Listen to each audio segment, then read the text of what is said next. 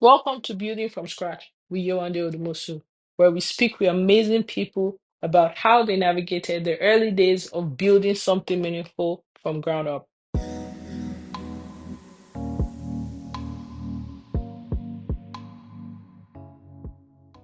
Hi everyone, thank you for joining. This is Building from Scratch with Cheryl. Cheryl is someone that I've known for I think about 2 years now. Right from the beginning of um I'd say Fez, not necessarily her career. But instead of introducing her directly, I think, Sean, do you want to tell us a bit about yourself and your journey so far? You don't have to talk about first yet. Just how did you get to be an entrepreneur? Okay. Thank you very much. Good evening, everyone, once again.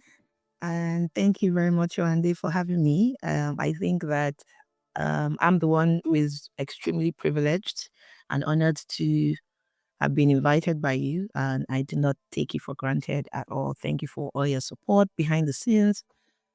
Thank you. So, my name is Seun Alley. How do I introduce myself? Seun Alley. I'm finished. I finished Royal Covenant University. I have a second degree from University of Lagos and an MBA from Lagos Business School. I started my career in the banking sector in 2008. I worked with First Bank and First Bank and Fidelity Bank. And then in 2016, I decided to take a break because I was just tired. And then I had my kids and wanted just to spend some time with them at home. So I took a break from teamwork and then was at home. While I was at home, I think I got tired of being at home. And there was one day that my husband got back home and said that he had just gotten a contract to um, to provide facility management service for a particular and they were going to serve quite a number of business time. So I'm like, I've been at home for over a year. I was tired. I wasn't doing anything. I'm like, okay, if you have gotten this contract, then you better give me which of the aspects of the service can you just give to me, allow me manage. And it says going to need janitors or a janitorial service company to help us um handle the cleaning aspect of things. And I'm like, and we are going to outsource or look for a company that's got experience. Obviously, I've never done that before. And I'm like, oh no, you can't. I need money. I want my own money, and I don't think that you should outsource this to anyone. And in less than 24 hours, I launched. I started this janitorial service company without experience. So what I did was to go and poach all the janitors and supervisors that I'd worked with um, in First Bank, Fidelity Bank, brought them on board to help us drive the business, and that was how I left the house and went back to working at least. But this time around was lots flexible. So that's how I found myself into. I mean, in this entrepreneurship journey, it was not something that I wanted. I stumbled on it, to be honest, because I was bored, tired of staying at home, and I also wanted to earn some money for myself. And yeah, so we started. It's also Fez Janitorial Services. Really? Yeah, Okay. FEZ, and so FEZ is a family business name um from that my husband had. I mean, and they had it even before I married into the family, and I wanted to start a business. I didn't want to go through CAC. Then I didn't understand the process. I didn't know how long it was going to take. I wanted to start a business within 24 hours. They needed to submit my profile and all of those. So I just took over the name and launched with it. Yeah. So I think that was how I found myself here. And even after that, while I continued doing handling the janitorial service company, um, in 2019, I went on a vacation, um, just to get away actually. And there I met Read One.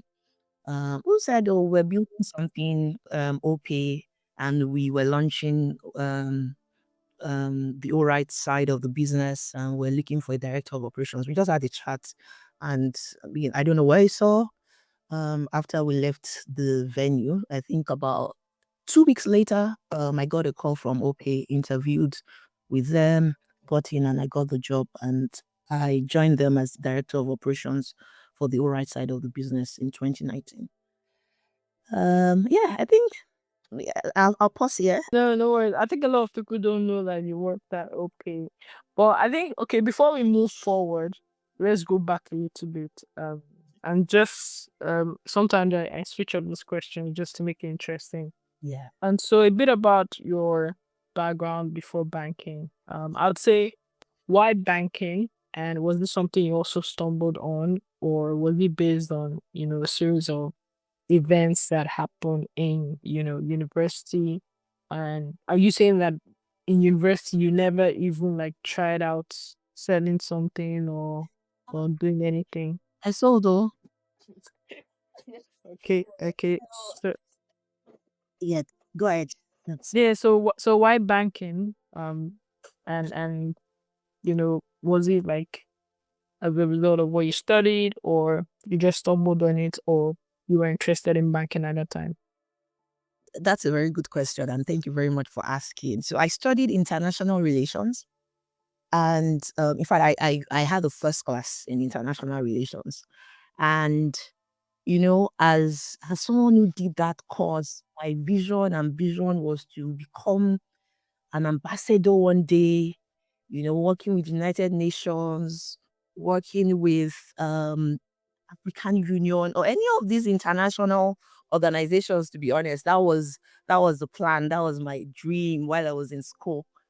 And would have conversations in class and like, oh, you need to learn the language if you want to accelerate your process, your the process of getting into these organizations.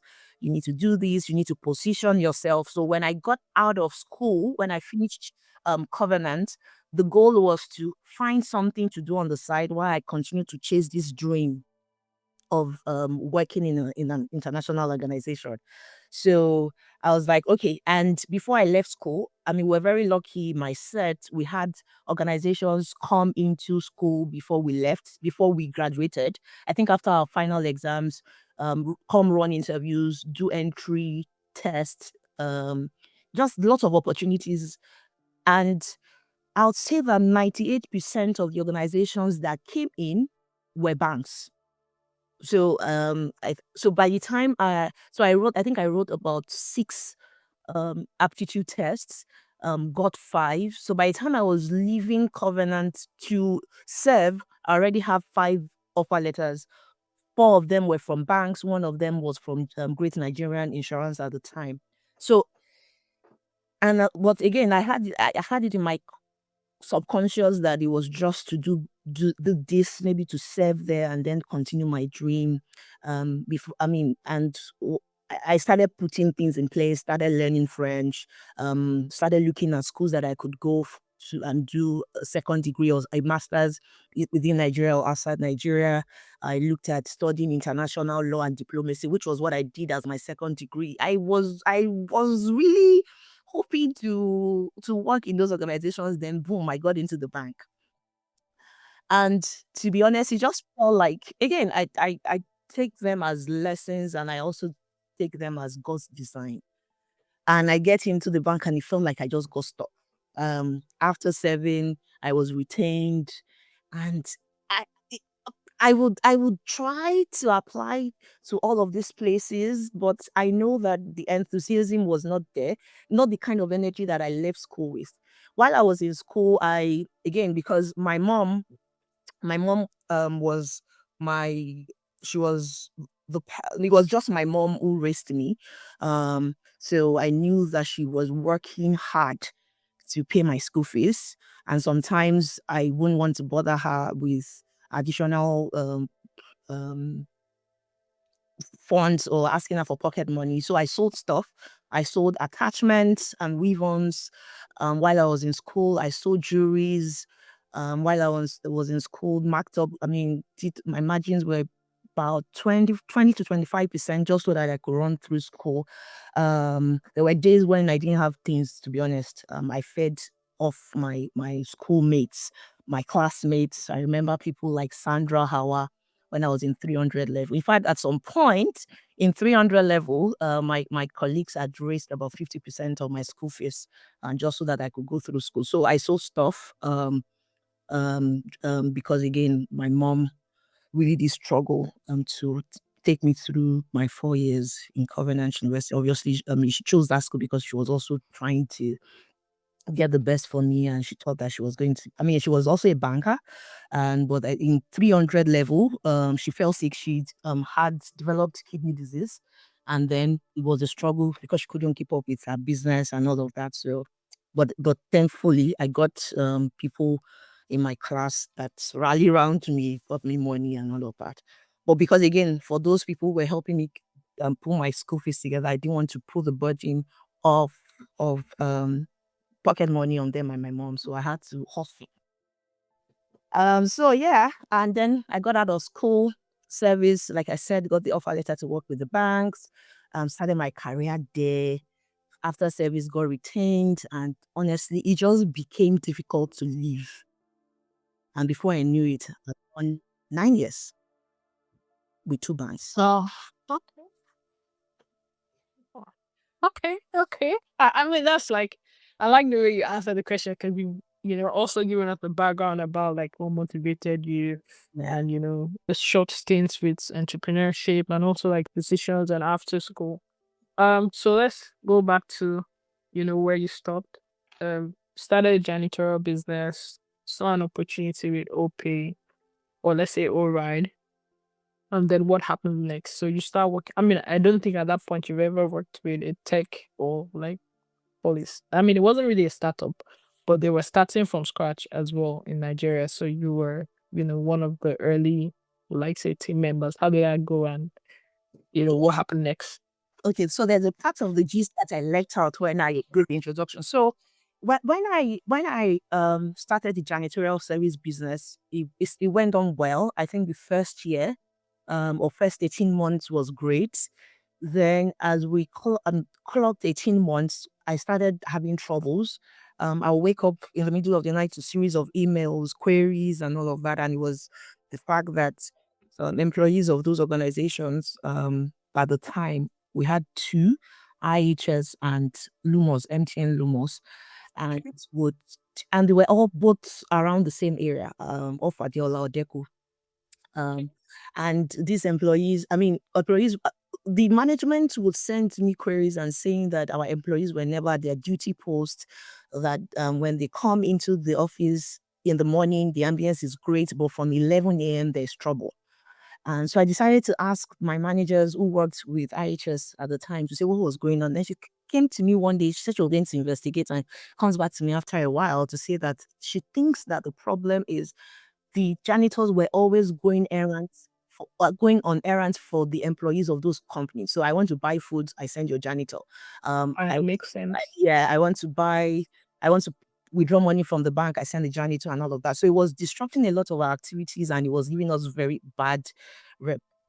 And so she told me that, see, she thinks that if we're able to solve for that, then we won't, our janitors will stay back at the office, and they won't, the issues would reduce, and won't be facing that, the threat of being asked to leave. So she told me this, I think in May 2018. And at that time, I went to the market to see um how much a bike will cost. I think it was about 170,000 at the time, and we needed to, and I didn't have enough. I'd not made enough profit to be able to pull 340 out. So I told her that she should give, let's just manage for the next 2 months. Let's see how we can just work with the cleaners to always stay within the premises, and be frequent, strict monitoring and all of that from our own side, while I go and hustle the money. So um I took 2 months, took about I think 5 months. Yeah, 2 months really did turn to 5 months. And eventually I had to get the money from family and friends to buy two bikes. Fortunately for us, we got one of the cleaners who could ride, so we had to just employ another rider. So we got 2 bikes, 2 janitors, ran medicals, did another round of verification, got their consent to share the outcome of their medicals with these organizations, just to give them the confidence that, see, we have provided you two dispatch riders who will resume who would resume at the office 7:30 every day and will be available till 5 to just go on errands for you, buy you whatever you want to, just so that they can leave the janitors alone. So that was the first stint, my first stint at doing um, delivery or logistics. So we solved that bit, and then when I saw that the business was steady, I decided to just take this shot that Ridwan had offered me at the time. Like you said, it was my first encounter with anything tech.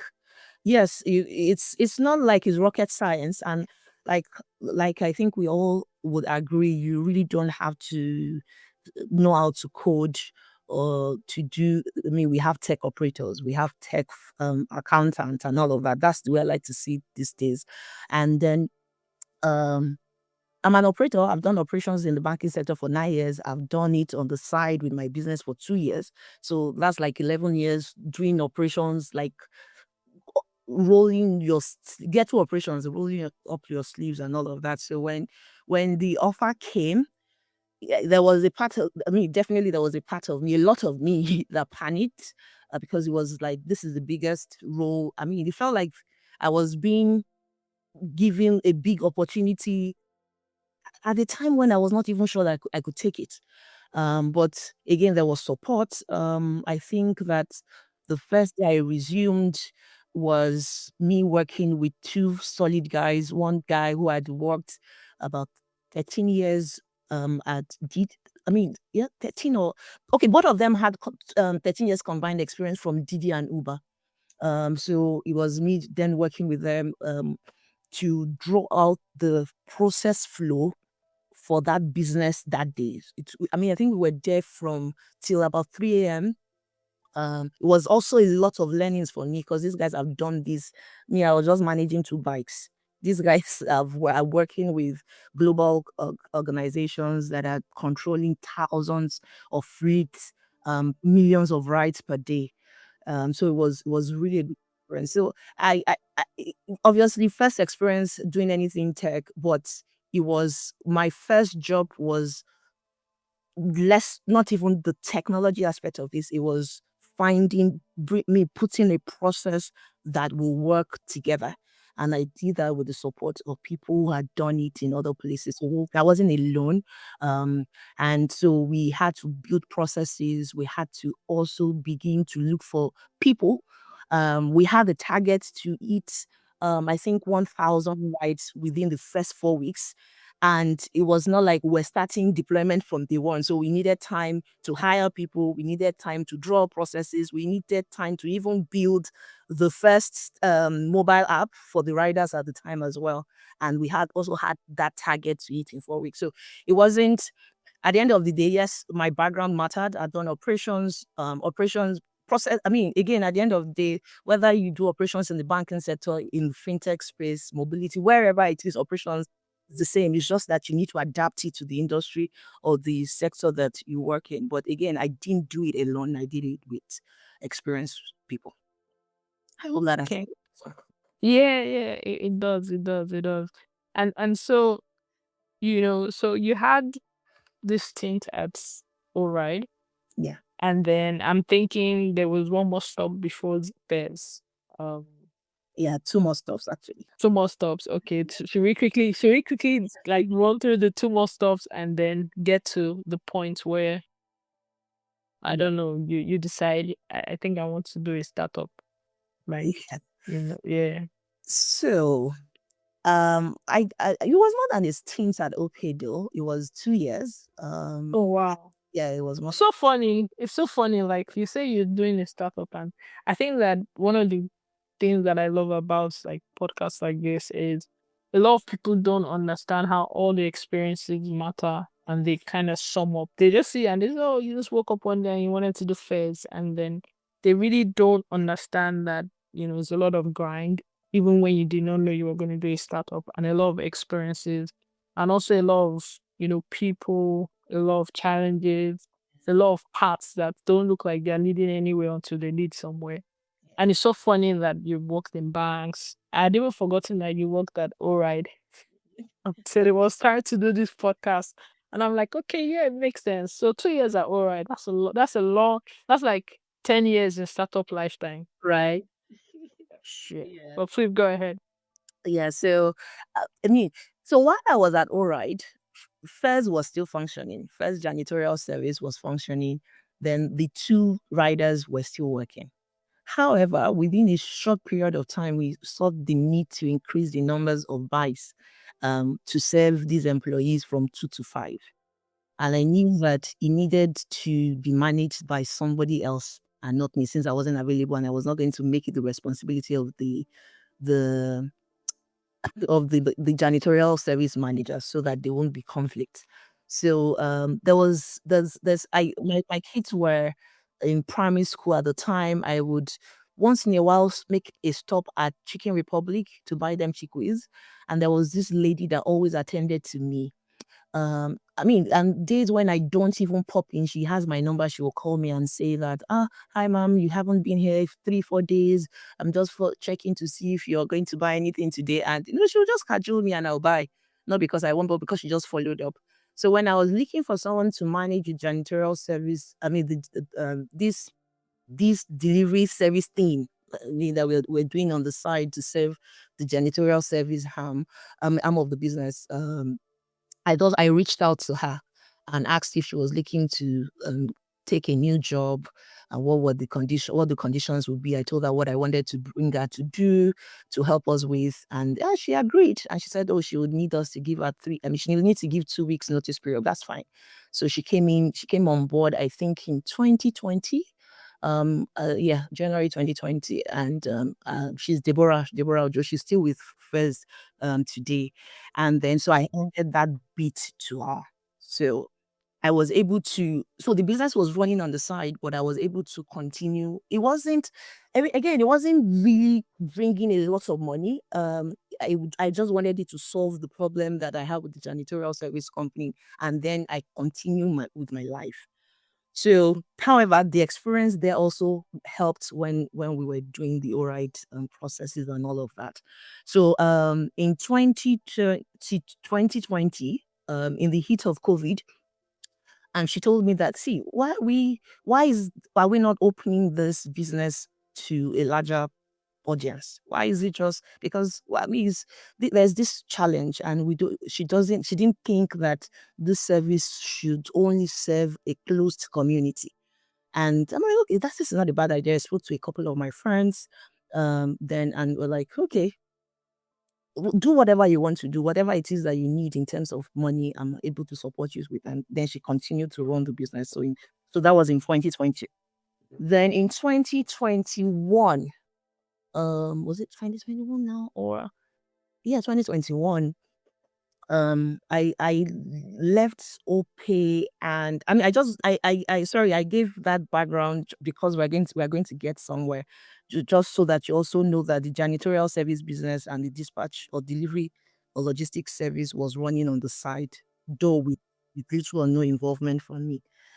So when I left OPay, I had a stint at Move. So that one, it was stint because it was just about 2 weeks, 2 months, or 3 months, and then I had to leave to start my masters at Lagos Business School. It was going to be very demanding, and the offer came late. I'd already taken. I mean, my admission letter came late. I'd already taken the offer from Move, and it wasn't something I was willing to combine. So I had to leave Move to go do my MBA. So yeah, I was director of operations at Move for 2 months plus, and also part of the first set of employees at Move, where we also built processes. Was I think that's the hardest thing I've done in my life till date.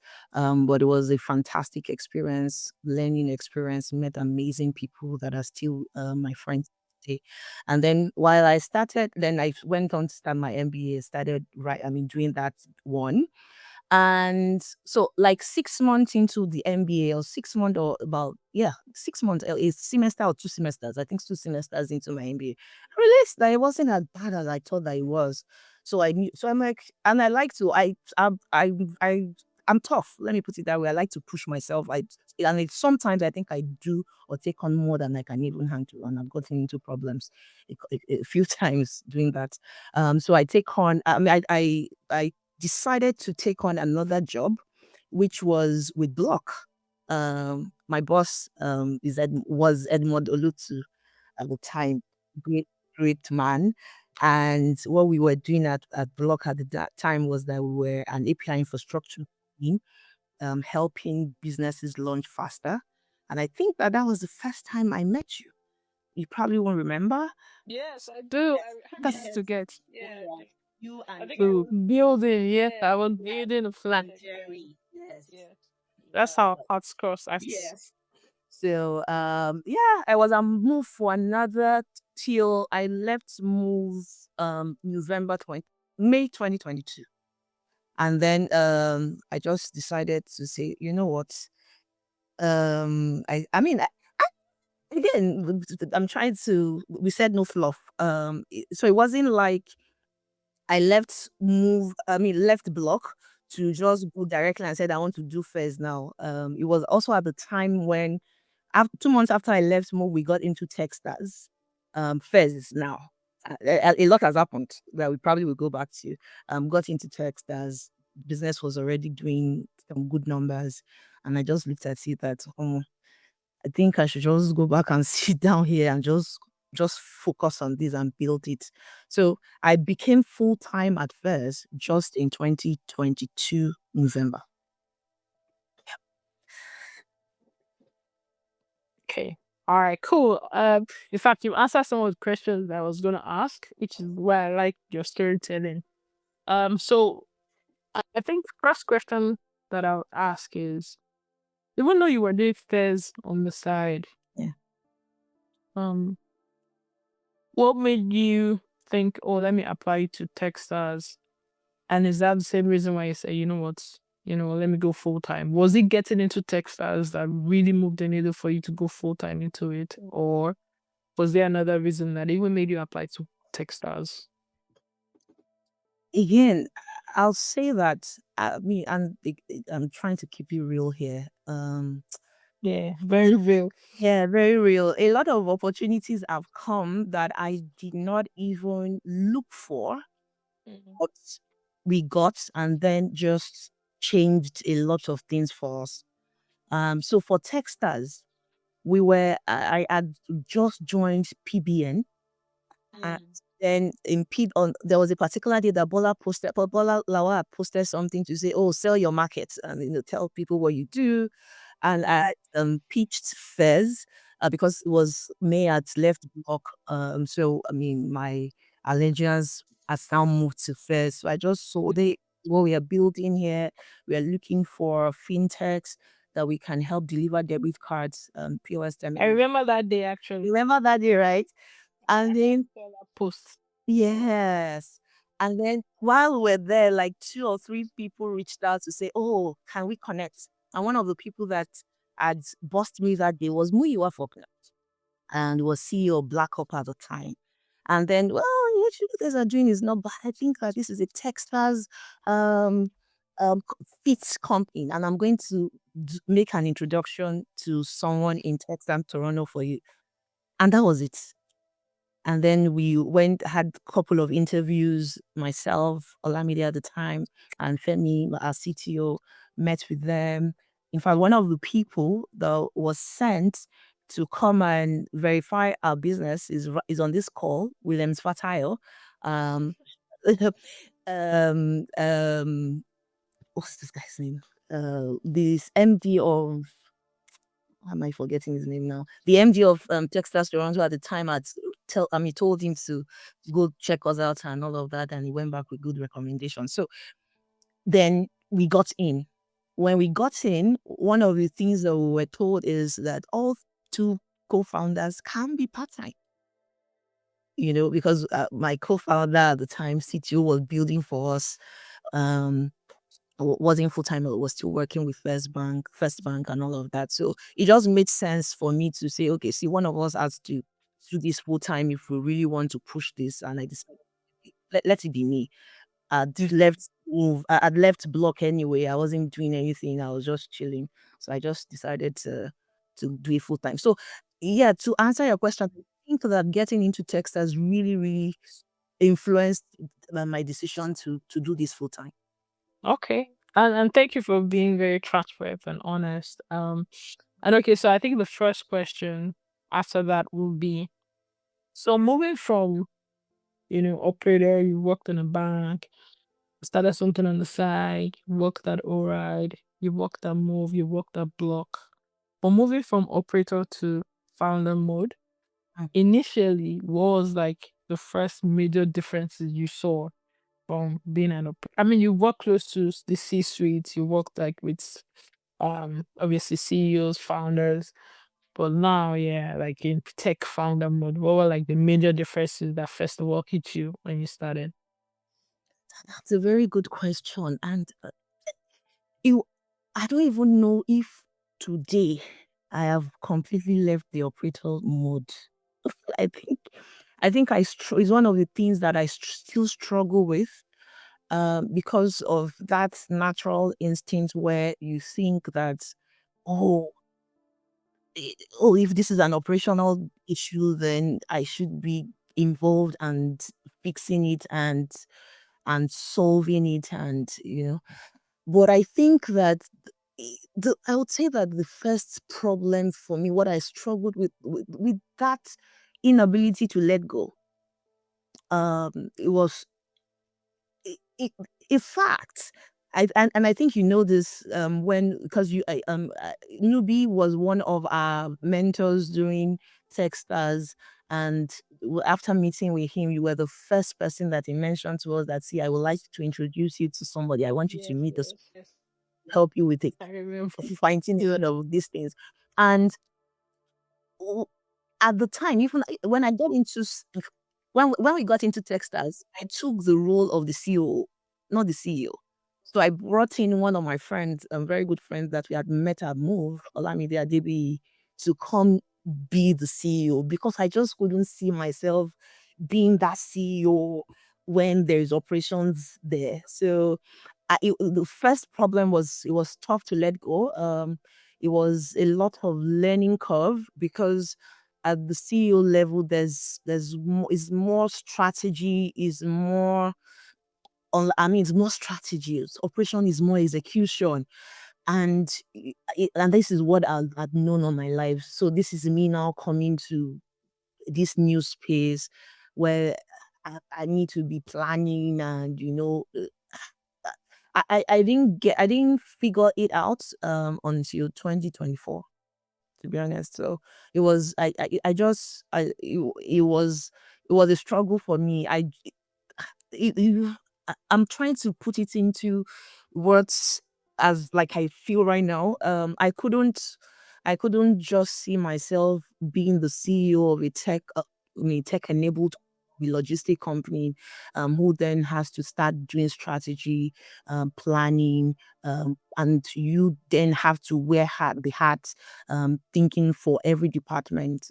I'd done operations all my life, and that was where my strength was, and I just wanted to stay there until I couldn't stay there anymore. And yeah, so then I had to start doing this.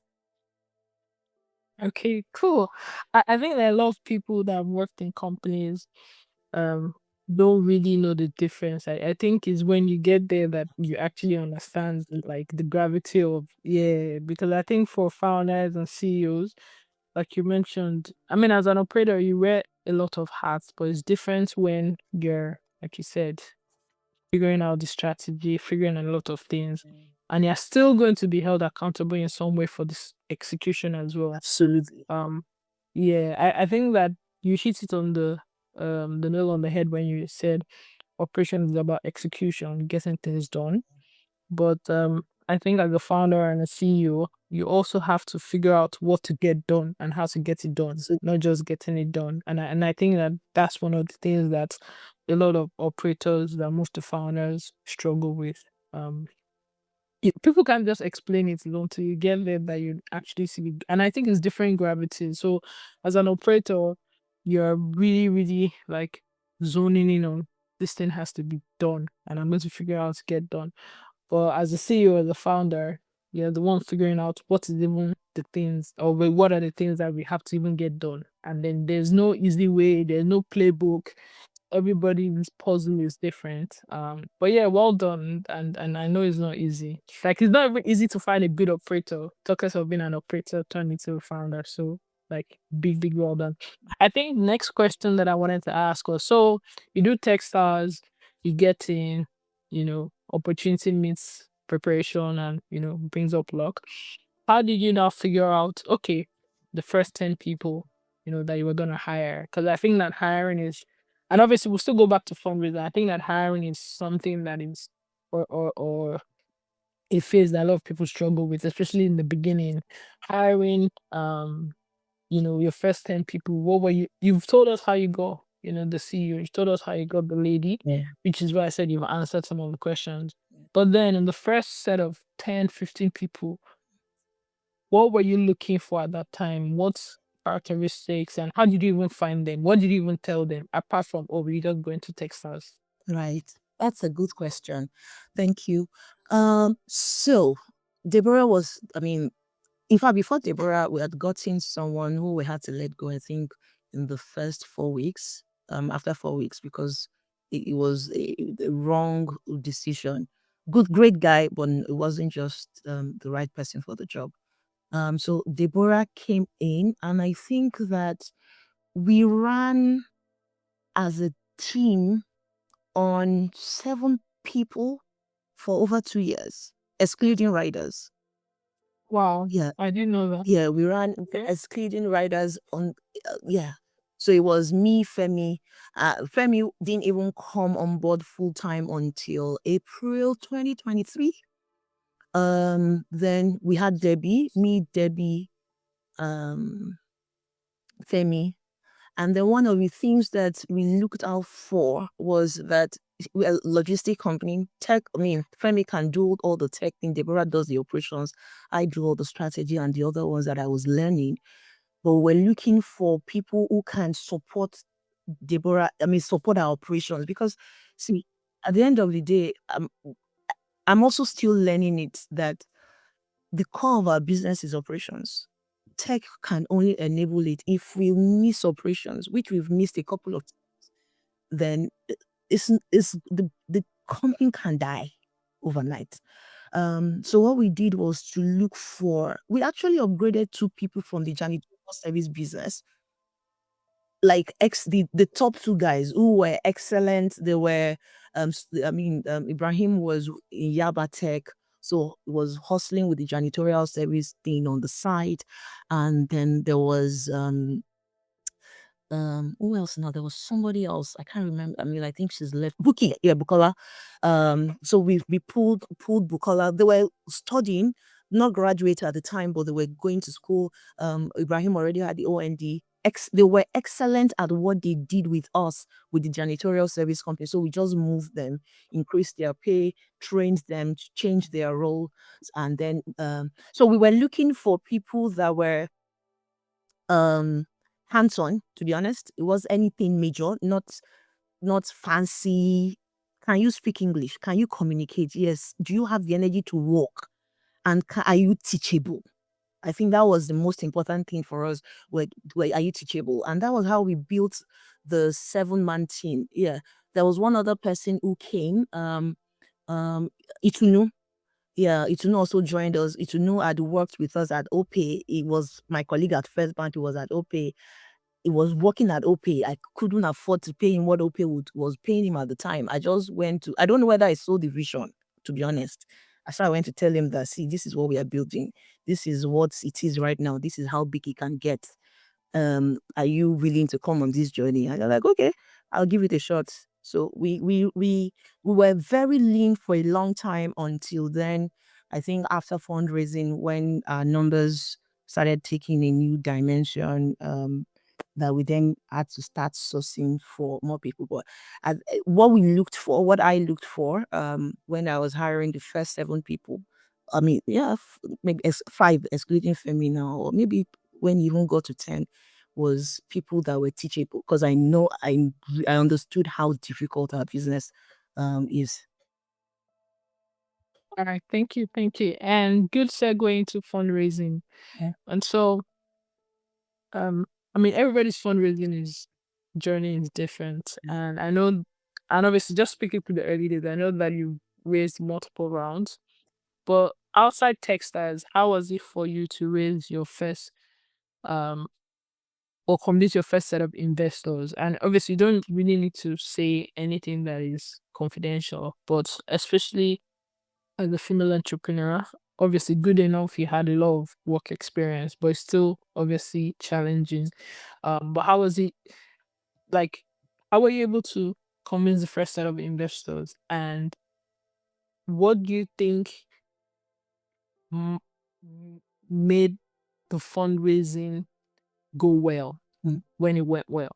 So for some people, they'll be like, "Oh, I remember someone came and said, it's because I knew this person and this person kind of like put us on the right path." Another person will be like, "Oh, I spoke to like 200 people and at the last minute." But for you, how was your fundraising, especially just outside Techstars? Yeah. And then what do you think made it now, or what moved the needle for you?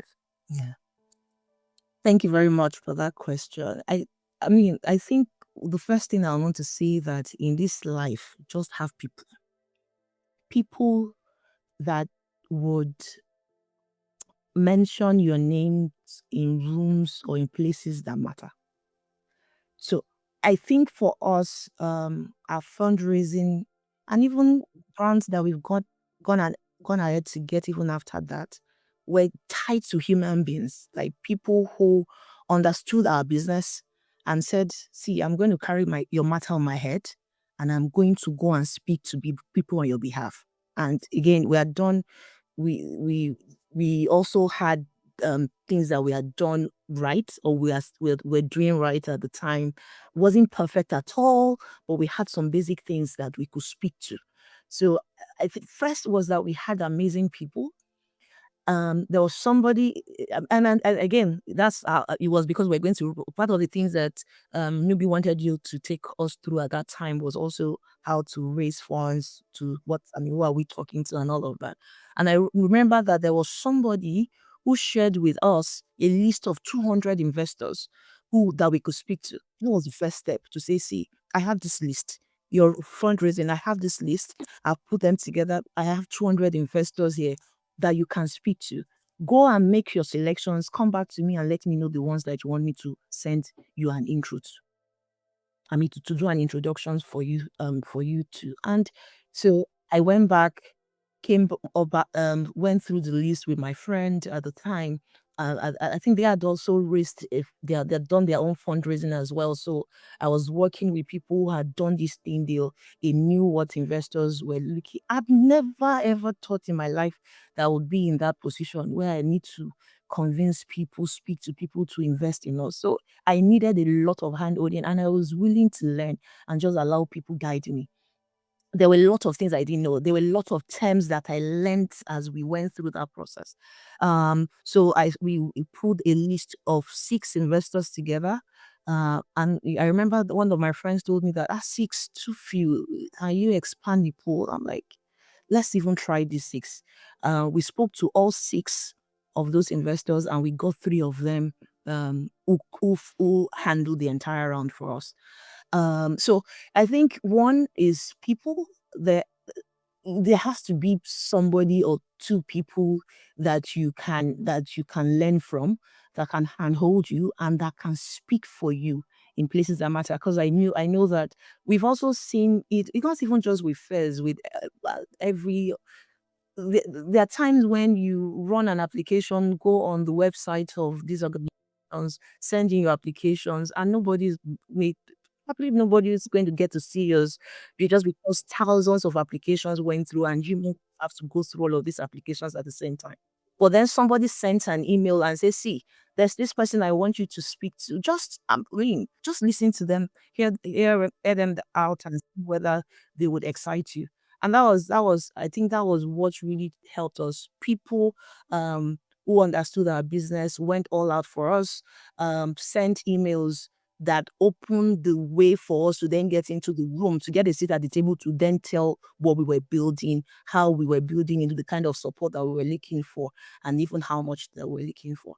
So yeah, I think that's to be honest, that's my own experience. I know that it's tougher, and some have had it tougher, some have had it easier. But it took us 4 weeks to get full commitment, and then another 3-4 weeks to go around documentation, term sheets, negotiations. But in all, we closed around, even with the documentation and signing of our sheets at 8 weeks. Okay. Nice, nice. Good. And then so obviously you've done Techstars, you've had a couple of investors, you have an idea of, your first thing. What points in the early journey did you think, you know what? I think we're onto something. Like what's and I don't know if you remember, because I know that it may be a couple of years ago, but at what point was your first early, okay, I think, there's something big here. I'm not just losing my mind. I'm not just fantasizing. Yeah, I actually remember though. It was February, I think February 11, 2022 now. So Nosa of Kuda had made a post on Twitter to say that can who can build a logistic company for Kuda Bank. And Seun Rushewe had tagged me on that post and said, Nosa, speak to Seun Alley of Fez.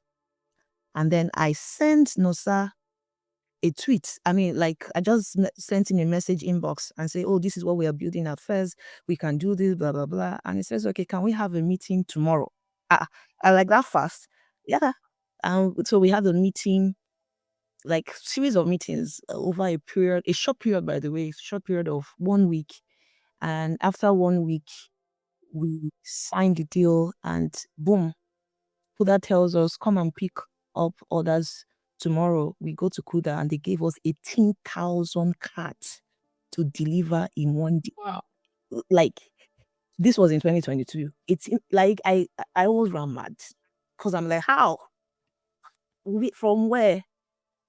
And I think it was at that point that I knew that somebody saw what we were building and believed that this is it. And I think it gave me, and this, we had not even gotten into Techstars at this point. And Wow. yeah, and I wasn't even doing it full time at the time as well. So I think it was at that point I knew that, okay, there's something here. And just with the right people, right attitude, we can be bigger. Yeah. What I like about not just you remembering is you remembering the people, and I think that a lot of people underplay or downplay posting somewhere, mention someone, being ready for the opportunity. I think that people see different people. I think you're successful to a large extent and be like, she must have figured it out. She must have known someone. But I like how you're being honest and how you're just saying, okay, not only were you obviously working hard and preparing for the opportunity, but then there's some things that just happen and then you just find yourself like taking advantage of it. So yeah, well done. Thank you. Okay, so Kuda comes in.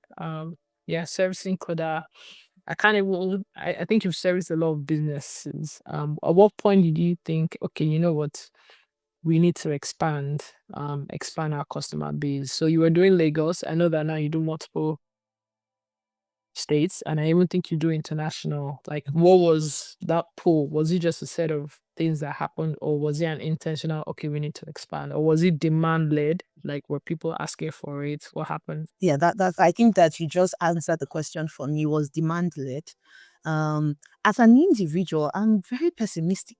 it kind of shows it's not I think operators are pessimistic, by the way. right. Yeah, I mean, let's just be doing it small, small, and all of that. But again, I've seen how that is not the approach. If you then become like the CEO, like you're building something, you have to take risk. You have to do it afraid and do it anyway. What's the worst that can happen? So, um, we began to see that in fact we've just been following the money. Let me put it that way. So we started with just doing deliveries within Lagos, and um, we and I'm waiting for you to get to the point where we talk about the challenges, right? Um, it, That's next after yeah. this I question. can't wait to like rant, you know, and Okay. you know, and people had beautiful experiences working with us. We were one of the things that we did right at Fez early days was that we had a mantra within the organization that we will never lie to customers. So if we cannot take your order, we will not take it. If you want to, can you deliver now? We will tell you no. That was because we were managing like maybe 500 or yeah 500 700 customers at the time, right? And the moment I realized that we started struggling to meet demands and we were beginning to disappoint a lot of customers, I knew that it was important for us to expand, right? So expand first of all within Lagos at the time and ensure that we have enough resources, assets, riders to meet the numbers of customers that we would serve on a daily basis. But the thing that I also realized very fast was that every time we increased our capacity, give us 1 month, we have maxed out again. Like it was insane. And even now, like increase your capacity, you're maxed out, increase your capacity. And I think that it was at one point that we realized that see, you can't continue to acquire assets and like if you need 1 million bike, 1 million assets or bikes or bicycles every day, are you going to put all of those on your balance sheets? And then we saw the importance of working with partners and start to leverage third party operators. So I think for us, just to go back and not move too far away from your question, we've followed the demand, we followed the money. Our customers have always driven our expansion. So from see you guys. We consider ourselves, and Dr. is on this call as well. I see him. We consider ourselves as growth partners for businesses. So our goal as an organization is to help businesses grow, right? And we have lots of testimonials to that effect. So we have so if business my our businesses have grown as an SME and SME, see, our businesses have gone beyond Lagos. I have people who want this product in Abuja. What are you guys thinking about? How are you guys thinking about it? Then we go back and look for um of these 500 customer base that we have, speak to maybe 200 of them. If we launch in Abuja, would you expand your business? Oh yes, a lot of people have been asking, have been having to manage 3 logistic partners just because you guys are only in Lagos. Then okay, let's go to Abuja. So, before we need, so it was also us eh, ensuring that the SMEs, who are like our biggest customer base, who also contribute obviously 48% to the GDP. It was like our genuine desire to ensure that they got everything that they needed to continue to scale their businesses. So then went nationwide. Uh, Our partners, our SMUs too, are now delivering to all their customers all over Nigeria. And so, okay, I have customers in diaspora as well. Why don't you guys consider it? Okay, how many of you want this service? Oh, 5,000 of us. All right, we are going to start with UK. And so it's not just expansion for us has not been by, okay, um, let's just go. But again, there was a one point where it was let's just go matter in 2023 with currency, with the FX policy where we had budgeted to run our numbers with 450 naira at the beginning of the year. And then mid year, boom, dollars to a naira went to from 450 to 770 or thereabouts. At that time, we knew that it was important for us to start thinking about earning in other currencies, right? Just to augment edge against the naira and all of that. Um, we didn't follow demand, and we saw how, and that really did burn us for I think about 7 months, before we then went back to our customers to tend to start working with us and say, oh, oh, you guys are you do import from UK. We didn't even know, and they would, I mean, so yes, but largely I think that apart from that gamble in 2023, it's our expansion has been largely driven by customers' demand and I mean customers' demand resulting into um, low capacity and things like that. Thank you. And so let's go to challenging you a little bit. So that it's not just all the key rosy, even though you've touched on some of it. Where would you like me to start? Just the main allergies. Okay, so running feds. Let's start with what was one point where you were like, you know what, I think everything is good to we're going to end. I know that entrepreneurs say that's an everyday feeling, but is there like a major point where like everything that could go wrong went wrong, and you just felt like this is your challenging period? So this is like, and to be honest, it's not a lie that it's every day. Maybe not every day, but it's very frequent. The most recent was on Tuesday, and I went on a trip to Japan, and I had to take about 15 hours flight back, and I get off the plane, walking to the terminal hall to get out, and the first I open my phone, and the first message I see was from my husband, and he had sent me a screenshot or a link to a post that somebody had made on Instagram calling us out. And the post had so much engagement that like my head almost first of all, in fact, I became very angry with the person who even sent it to me to say, why is this the first thing you're sending me?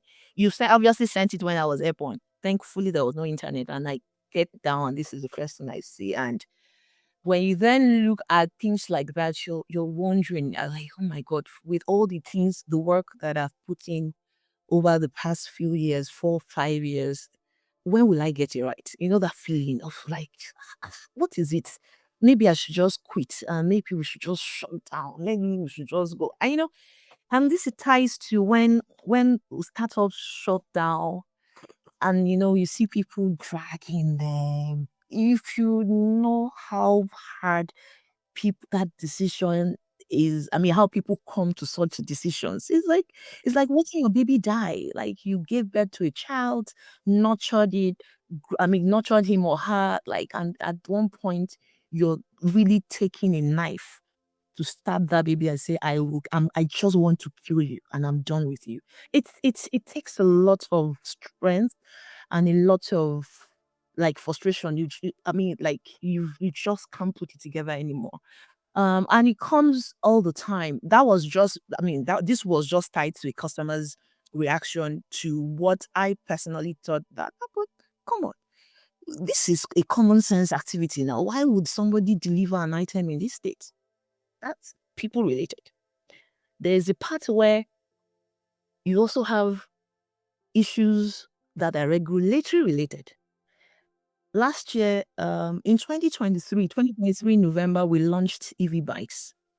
And we thought it was a good idea because obviously effective, sustainability. We're also looking at how to do, I mean, the ESG side of things. What can we give back to the environment and all of that? And May last year, having piloted those EVs, we decided to say, okay, let's go and buy more. We found a partner who connected us to a manufacturer in India. We made payments. They produced the bikes, and then the bikes got to Nigeria within the stipulated correct time. and then somebody says we are not going to release these EVs because you have batteries. We know that. I mean, we know that these things contain battery. Charge us customs. Let's pay and move on. And then somebody says no, and then held those items from July, because yeah, it took 8 weeks to get to the port. They had it with them from July, and we only took delivery of those bikes in November. That's like 4 months. 4 months begging, going back and forth. And I remember Dio of Zoom was like, I could see the frustration in the guy. Then what we had budgeted as what we were going to clear and pay just went like 300%, and we didn't have a choice than to take them out, because we've also invested. We had deliverables that we had to deliver on with the people that had given us this grant and all of this. And so from people issues to technology issues to regulation issues, some days it just feels like some days are harder than others. Some days you just wake up at night, "Well, I mean, I don't care today." But some days are really, really tough because you're just thinking that, and it always comes back to you because you're thinking that, Why am I failing at this?" Even sometimes when you know that there are things that you can't control, but because customers, businesses have given you, I mean, they've trusted you so much to tie their source and means of livelihood to what you've built. You can't afford to fail them. Like I say to myself every morning, today, I'm on this podcast, directly or indirectly, I have over 2.5 million lives tied to what we are building at Fez at this moment. Because now we've done over 2 million trips. We currently have about over 30,000 customers, and we've served over 1.5 million people.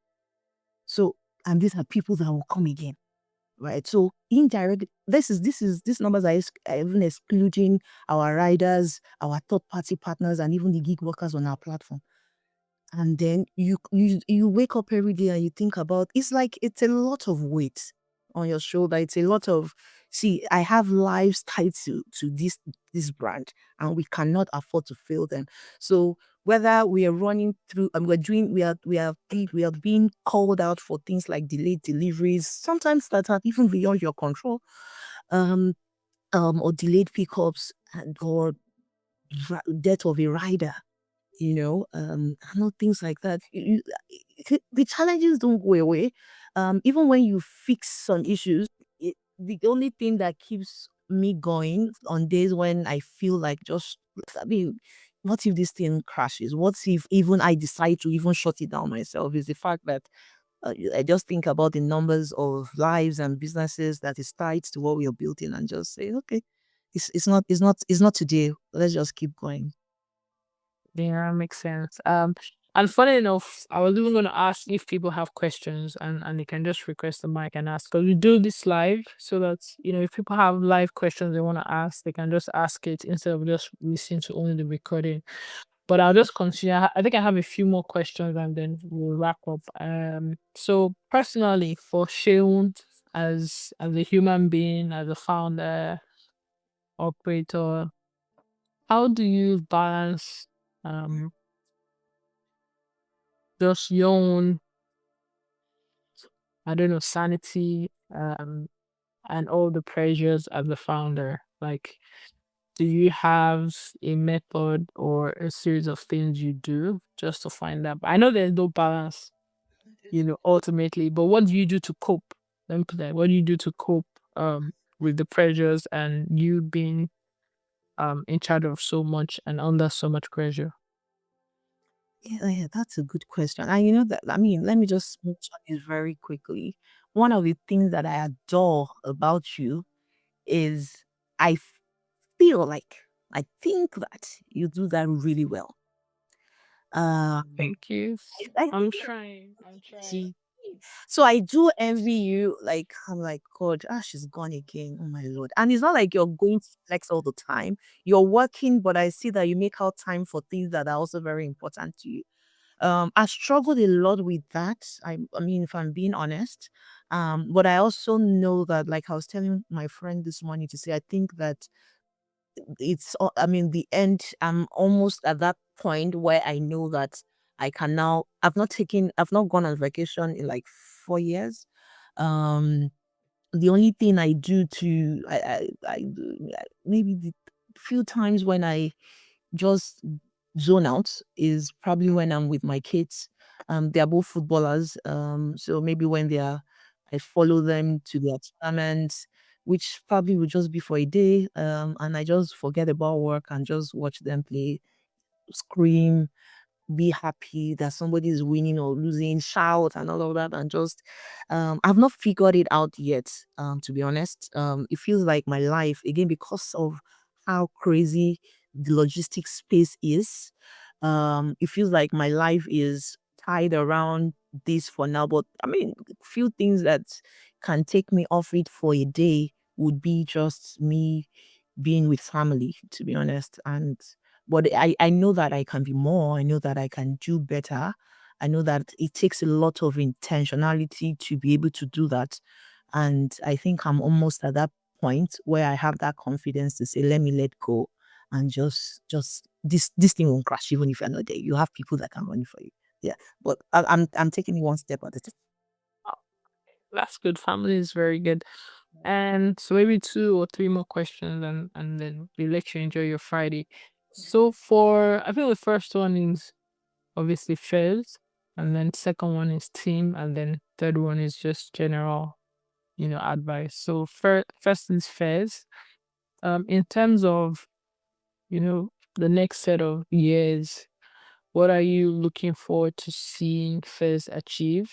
Um, and just what's like your dream, especially going through Fez from when you didn't even know you would get to this point or what it will look like.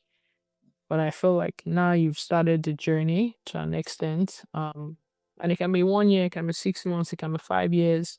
But what is it that you're looking forward, to seeing Fez accomplish? Yeah. Thank you. I think two things for me. Number one is um that our operation becomes stable and 100% reliable, that people have no doubt in our ability to meet their delivery demands within a specific period of time. So if we tell you that you're going to get your deliveries within the next 2 week, 2 days, sorry, 2 hours, right? That predictability, and it doesn't matter where it is, maybe within Lagos, for instance, or within from Lagos to Abuja. If we tell you that you're going to get it in 6 hours, you will get it. I mean, I look forward to that. We're working very hard to get into that point.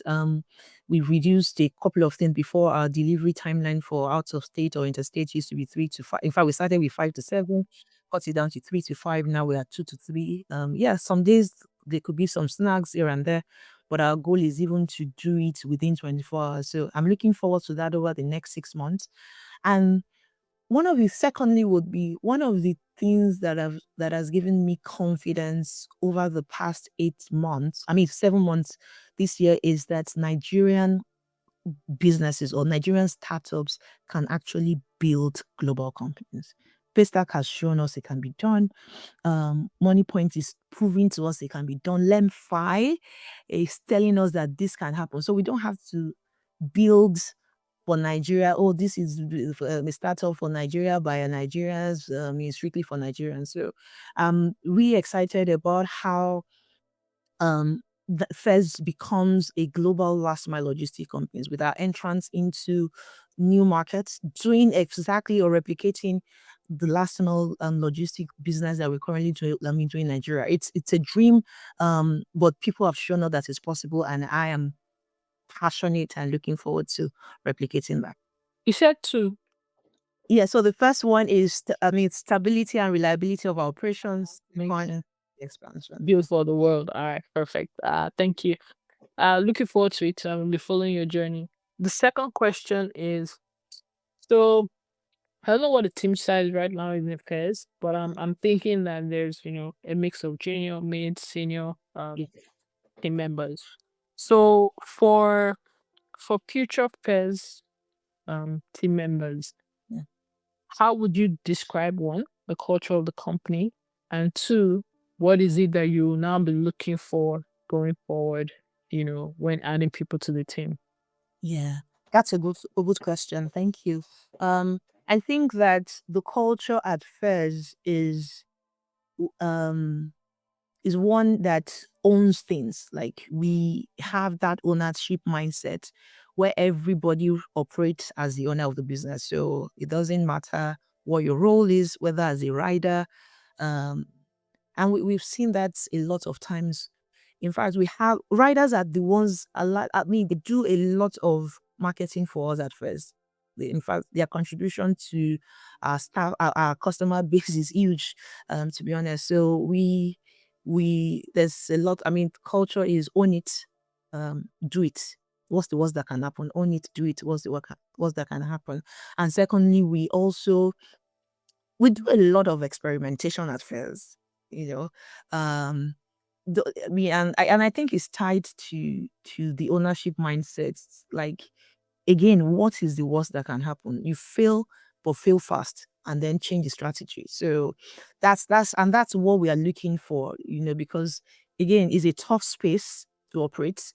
Um, while you have to be professional, yes, those have nice to haves, but the must haves is that you need to have that ownership mindset, and you have to be willing to experiment, and that means that you have to be able to take initiative. If there's any reason for any form of spontaneity to solve a problem, figure it out and do it. So yeah. Okay, that's good. And okay, so I guess that's what you also be looking for in future people. Yes. Can they take ownership, Yeah. and can they experiment or solve problems? And okay, that's very good. I'll ask one more question, and I think Ibrahim wants to ask a question. So Ibrahim, just after my question, I'll call you up to ask a question. I think the final question is, um, going through everything you've gone through, as a professional, working, moving into operator, moving into founder. Um, a lot of young people listen to this podcast, and for me, I wanted it to be like really relatable and practical. And I thank you so much, because I think you've been very truthful, transparent, and realistic. Even me, I felt inspired. I'm like, if Sean can do this with 7 people, why not? But I think the question that I have is, everybody is always, or a lot of people ask, what's the piece of advice you give young people? Yeah. And I think, if you had a younger Sean, Yeah. trying to figure out a couple of things, what are the things that you would tell, you know, another younger Sean, or a younger anybody that is listening, to be able to go on the kind of journey you've gone on? Yeah. Hmm. I think it would be that, and I mean, when I can give some context to it, that you won't always feel brave. You have to move anyway. You won't always feel brave because, like I said, I'm an extremely pessimistic person. I don't know whether I'm shy. I don't I just like I overthink things before I do them. And sometimes by the time I then think that okay, let me do it, time has passed. Somebody else has gotten it done. And if I mean, and even with the choices of my first job, this played out even in my negotiations and all of that. So I think that I will tell my younger self that it's okay not to have liver, but do it. Go for it, get it, and all of that. I mean, so I think that would be the, that would be the note to myself. But again, to add to that, for younger people and anybody just thinking to build or do something for themselves, it will be that, see. there is, it's not always glitz and glamour, right? A lot of stories are a combination of blood, sweat, grace, and then growth. And you nothing at the end of the day, nothing really falls on your lap. You have to work for it, and for you to work for it, you also, while you're working, your eyes have to be wide open as well. So yeah, I think I'll stop that. I'll stop there. That's fantastic. Like so like apps. So fantastic. And thank you, Cheryl. I think Ibrahim, you can go, you can ask your question. Okay. Good evening. Can you guys hear me? Yes. Yes, we can. Okay. Thanks, for sharing your journey. Like, impressive. So, I'm just curious, right? I can't remember, but I think the first I've seen like the company for like a bit, but I think one thing that caught my attention was like the safe lockers, Yeah. and like I find it very interesting. I can't remember if it was Venture Spark Abuja or somewhere, Oh, but like, yes, but my curiosity was like, at what point did you realize that you would go with like the safe locker approach?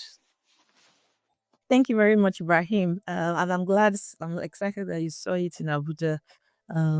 Yes, I mean and these are the things that we hear that keeps us going. So let me tell you how the safe locker idea came about. So I was in the UK and was going to get on a train. Then I get to the train station and there was this blue box just to my right, standing there, and I saw like one or two persons going there to pick up items from the locker. And obviously, I moved closer and I saw that it was an Amazon smart locker. Like, this is interesting. Then I go back. In fact, just while I was getting on the train, I started doing some just Googling what this was. And I found it very interesting, right? But again, I knew, and this was in 2023 as well. But again, I knew that it was going to be a struggle to sell these to Nigerians. I mean, Nigerians, we love flex, we love convenience, we love our comfort. If I want my delivery, I want somebody to bring it right to my doorstep. That's what I want. So I knew that it was going to require a lot of education and even conversations, bringing like town halls with people, you know. And when I saw it in the UK, it was more for individuals. You buy something on Amazon and then you have them leave it for you in a safe locker or a smart locker. You get an OTP, you retrieve it and remove your item. And again, it was one of the things that had happened to us where we saw it and said, okay, let's take it to Nigeria. This was in 2023. Let's just take a few pieces to Nigeria and see if what the reception looks like. And we launched safe lockers at the first location was Lekki Admiralty Way, the AP filling station. We had people who supported us. Kayode Adebola was the one who secured the contract with Adova filling stations. I mean, Adova are the owners of Enyo and AP filling stations. So we have like a contract with them right now to use all their locations, let me selected locations for to power safe lockers. And then we launched 18th of January 2024. And Ibrahim, I tell you that the first 80 days, nobody used those lockers. Nobody bought anything because we had built the tech as well, for people to be able to go on our website or on our mobile app, select safe locker up, and then we deliver to the lockers. For 80 days, no usage. And then we knew that our approach was wrong because we were selling to individuals. And then one of my friends told me that the individuals will like this thing. Nigerians don't like this thing. Why not start speaking to businesses to list this as an option, a checkout option on their website? So walk to a Tikafo, for instance, and tell them that give people the option to pick up at a safe locker closest to them for half the price, of bringing it to their doorstep. In fact, for 1,000 naira, right? And then the first day that we approached Tika4 and told them we wanted to run the pilots with them, did the integration through Ship Bubble, they hosted it on their website. The first day we got 45 safe locker orders in one day. And then that was when we knew that, okay, we think that we had gotten it right, at least to a large extent, because we had also invested in it. So we ran the pilot with Tika4, and then we started plugging in more businesses. And even at that, we had just 3 lockers at the time and all of that. But today, we've increased the fleet size. We've also signed a partnership with MPost and Total Energies in Nairobi, in Kenya, to supply 656 safe lockers to all Total Energy filling stations in Nairobi. So it means that there's a value there.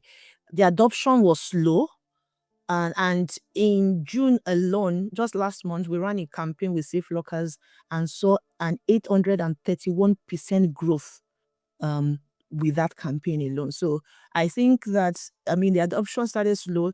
It's also very important to know the right time to launch your product. I think that we launched it too early, but again, we took lessons from launching early to identify this target market, or I mean the target market, or the right market for that product.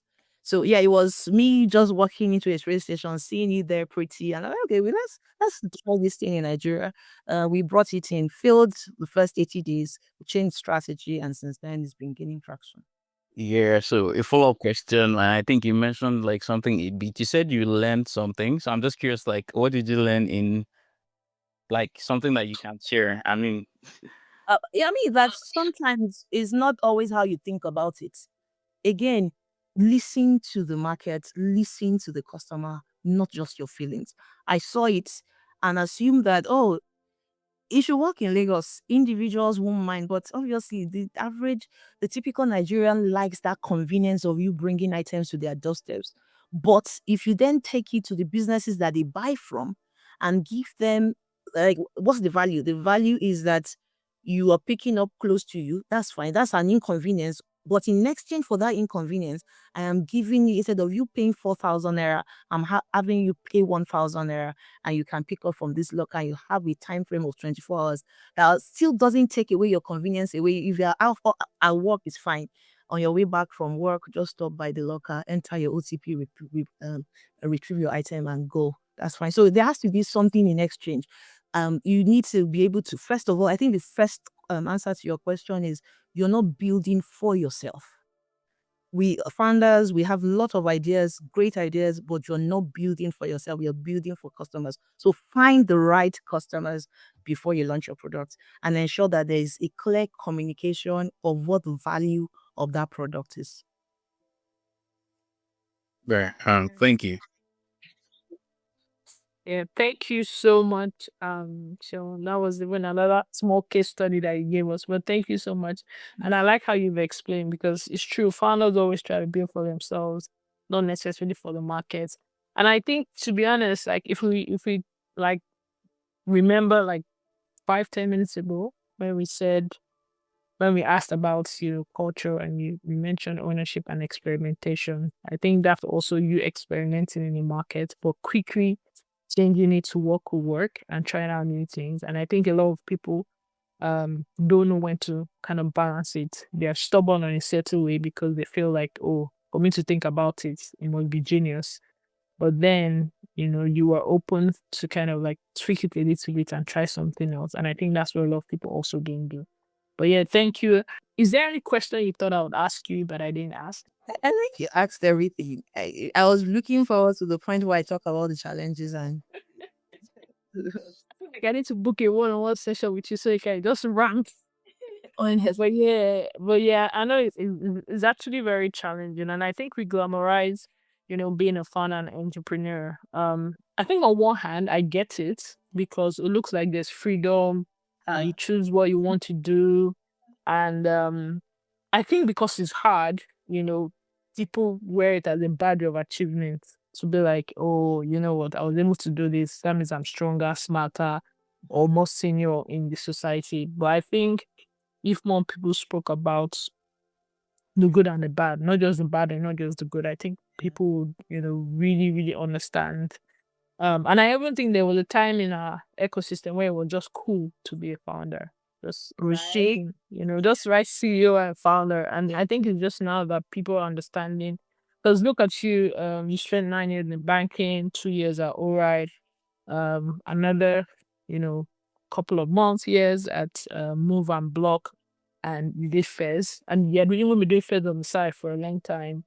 I think a lot of people don't have that patience to wait for almost over a decade to be able to do something. People are like, oh, I should be able to do it immediately and get success immediately. And I like that you said everybody's journey is different. But yes, I know we can go on and on, Yeah. but thank you so much, Like, Yeah. I know how hard it is to get, sometimes from you. And I know you don't really talk a lot. So thank you for doing this. We try to do this to be able to have really great entrepreneurs or, founders that are doing the work, and, be able to have a collection of really good people. And I think you're a really good entrepreneur. I really like your journey. And I'm really, really grateful that we're able to make our time to speak with us. Like I said, this will be cleaned up, recorded, and it will be available everywhere. So we'll share it with everybody. But thank you so, so much, Sean. We appreciate you taking our time and telling us. I've learned a lot, things that I thought I knew that I did not know about you and about your journey. And I thank you so, so much. And I thank your team as well. Thank you guys. And thanks everybody for joining. For having me. Thank you, everyone. Yeah. All right. Till the next one. Thank you so much and enjoy the rest of the day for everybody. Thank you. Thank you. Thank you for listening to Building from Scratch. We hope you follow us and subscribe and watch out for our next episode.